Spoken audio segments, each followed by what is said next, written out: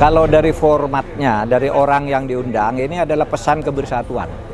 Bahwa kita berbeda partai, tapi tujuannya sama, untuk membangun Indonesia berdasar kompetensinya dan visinya masing-masing.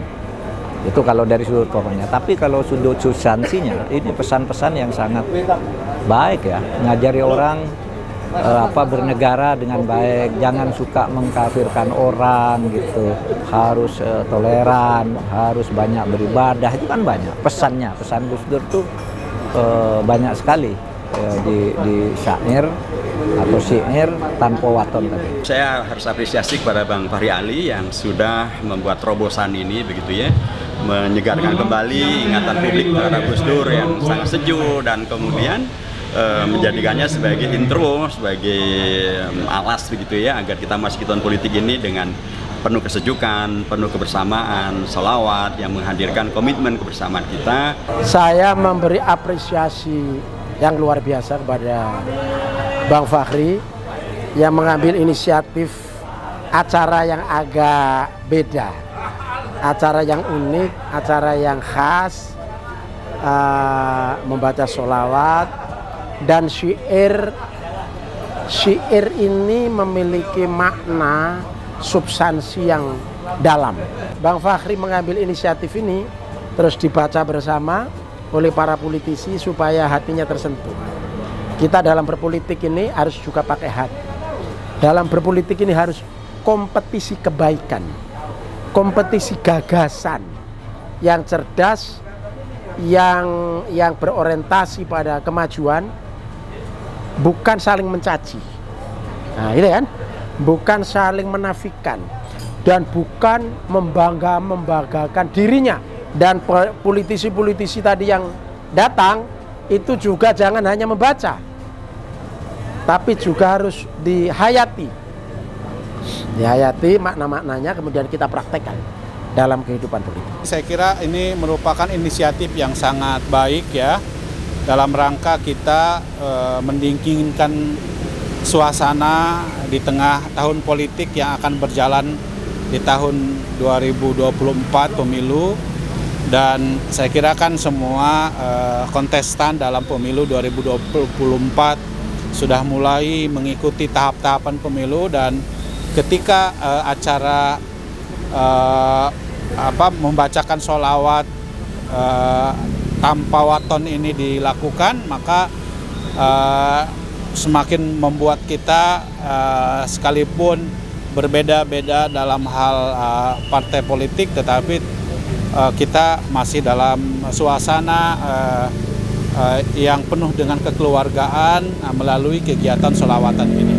Saya memang bukan pembaca syair-syair sholawat, tetapi begitu saya baca artinya dalam-dalam, memang luar biasa sekali ya, nilai-nilai filosofinya yang dalam dan mengajarkan tentang bagaimana tata cara kehidupan manusia, hubungan antara cara hidup manusia spiritual maupun di dalam duniawinya. Jadi menurut saya apa yang digagas oleh Pak Fahri ini bagus sekali dalam konteks menyatukan elemen partai-partai, namun juga dalam konteks menyadarkan kita sebagai manusia berbangsa, bernegara, dan juga bersilaturahmi.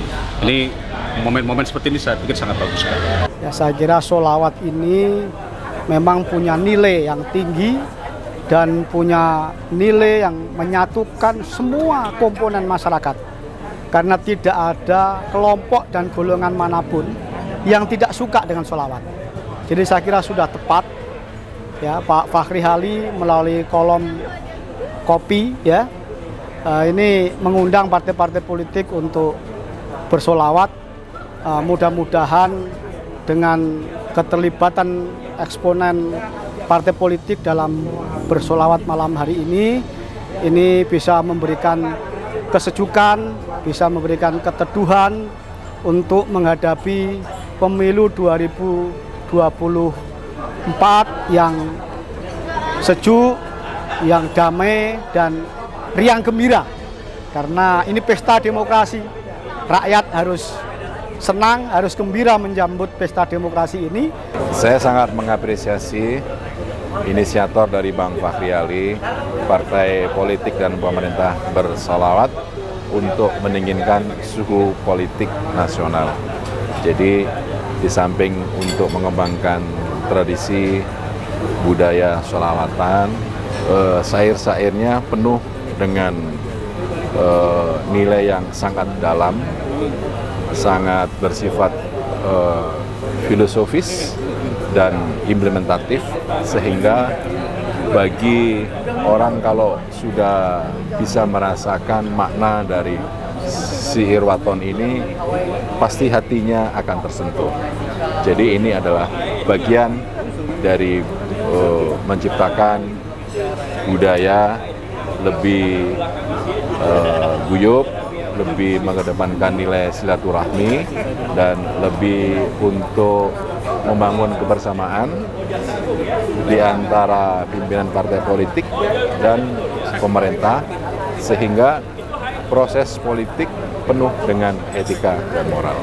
Ini sesuatu hal yang baik ya, dan tidak sekali ini saja, tapi agak kontinu, karena menghangatkan dalam pergaulan, mencairkan dalam ketegangan, dan lebih menatap Indonesia ke masa depan yang lebih baik tentunya. Dan tentu saja bagi publik itu akan sangat berdampak positif. Ada inisiatif dari tokoh kultural, intelektual, akademisi senior Bang Fahri Ali untuk mengundang partai-partai untuk mengingatkan kembali bahwa sejatinya politik ini adalah untuk kebaikan bersama ya. Dan oleh karena itu harus didamaikan harus dijalankan secara demokratis, secara damai ya, dan jauh lah dari hoax, politik identitas yang membelah dan lain sebagainya. Jadi sekali lagi terima kasih banyak kepada Bang Fahri. Semoga tensi politik kita betul-betul bisa lebih adem ya, dan kita berpolitik lebih beradab. Insya Allah dengan acara malam hari ini bisa memberikan angin sejuk bagi perpolitikan nasional ya, menuju pemilu 2024 nanti.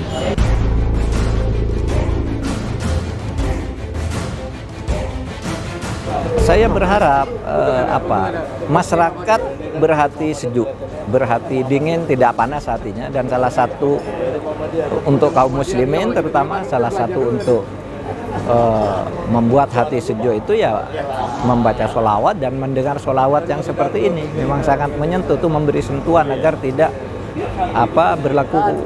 bersikap keras, tidak melakukan tindakan kekerasan. Nah itu kan pesan-pesan yang muncul dari sholawat itu, pesan persaudaraan, pesan kemanusiaan tadi kan. Pemilu bukan untuk membuat pilu, tapi ini adalah pemilihan raya menghadirkan pesta demokrasi. Kontestasi politik itu hanya terjadi 5 tahun, tetapi kita adalah keluarga. Bahwa sebenarnya nggak ada masalah. Masalah itu adalah masalah pada saat pencoblosan, itu aja. Sisanya adalah kita berhubungan baik. Pemilu guyup, damai, tapi tetap bahwa kompetisi gagasan harus diperkuat, karena kan kita ingin mendapatkan pemimpin yang kita uji tesisnya. Dia ingin lakukan apa terhadap Indonesia ke depan.